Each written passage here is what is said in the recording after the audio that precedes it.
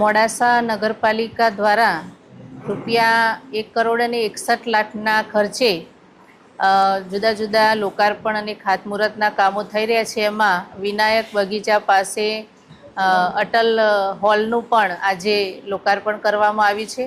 અહીંયા મહાજન દ્વારા સ્મશાન ગૃહમાં પણ સીએનજી ભઠ્ઠી લગાવવા માટે પણ એનું ખાતમુહૂર્ત કરવામાં આવ્યું છે।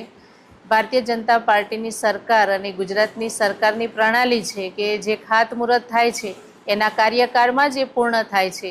એટલે આ વિકાસના કાર્યો થકી મોડાસા શહેર અને સમગ્ર વિસ્તાર આગળ વધે અને વિકાસ પામે એવી તમામને શુભેચ્છાઓ પાઠવું છું। આ પ્રસંગે ધારાસભ્યશ્રી, નગરપાલિકાના પ્રમુખશ્રી અને સીઓશ્રી તથા તમામ ગ્રામજનોને, તમામ નગરજનોને ખૂબ ખૂબ શુભેચ્છાઓ પાઠવું છું।